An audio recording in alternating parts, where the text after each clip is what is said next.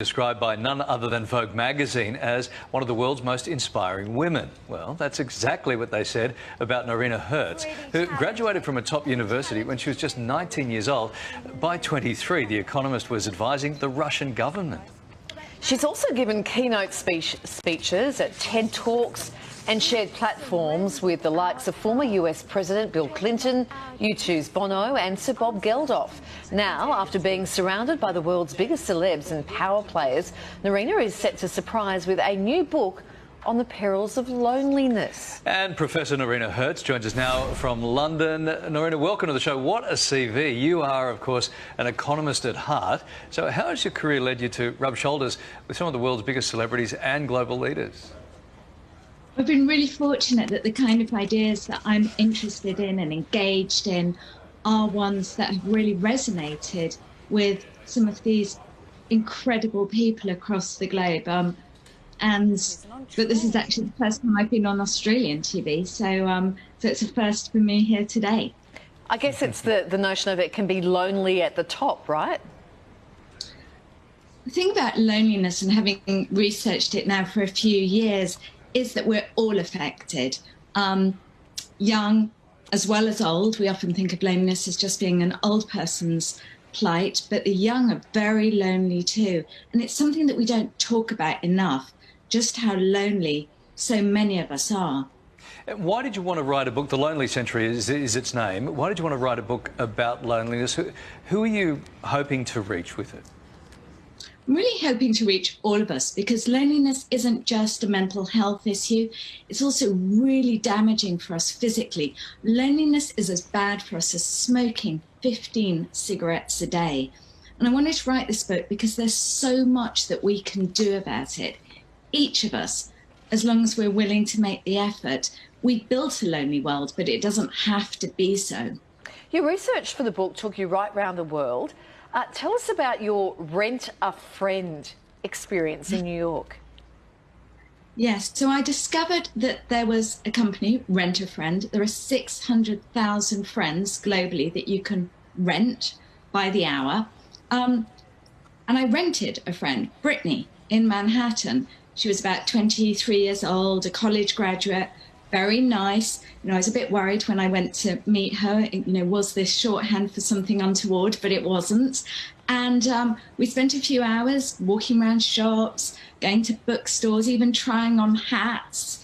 And it was all, there were moments when I actually forgot that she was somebody who I was paying for, until when our 3 hours were up and she looked at her watch and she said, and that'll be $120. But I think when I asked her who rented her, she said it was typically 30 to 40-year-olds, male and female, professionals, people who were very busy, living in cities, often far away from their families and social networks from growing up, who were just lonely and wanted company at dinner or things like that.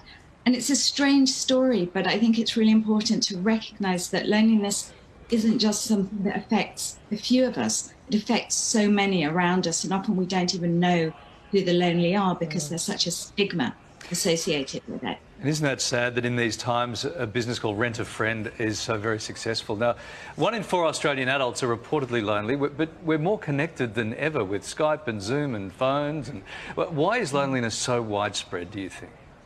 Yeah, that's the paradox, because we are more connected, and yet our smartphones, I would argue, are a big part of the problem, because we are together, yet we're alone, because we're on our phones and our heads are down and we're not even focusing each other or present.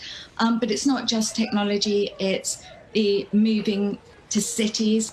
Sydneyites, is that what you call them, are particularly lonely, as are people who live in London and Tokyo and Berlin too. But it's also more people live on their own today than ever did in their past. And even though living on your own doesn't necessarily mean you're going to be lonely, you're much more likely to be lonely if you live on your own. So there's a number of factors. And then, of course, there's the fact that so much of our lives are migrating online. We don't go to bookstores. We buy books on Amazon or on, we eat via delivery apps rather than going to restaurants. And of course, the coronavirus has made this more prevalent and accelerated it. But the less time we spend face to face with each other, the danger is the less good we become at doing so. So, Narina, that's the problem. What's the answer? What's the antidote to loneliness? What can people at home who may be listening to this do about it? Well, it's not as simple as taking a pill to fix it, but there is a lot that we can do. Be kinder to those around us. Shop more in our local stores.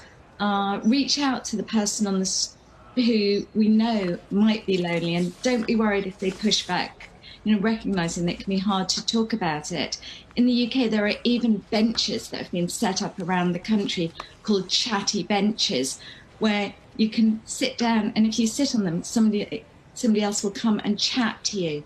So these are small things, perhaps, but there's so much that each of us can do. Just smile more, say hello more. Yeah, what a wonderful way to finish, Narina. Thank you very much. We're out of time. Appreciate that. Thank you. Smile more, be nice. It's all good stuff, isn't it? Narina Hertz's book, The Lonely Century, is out today. Kylie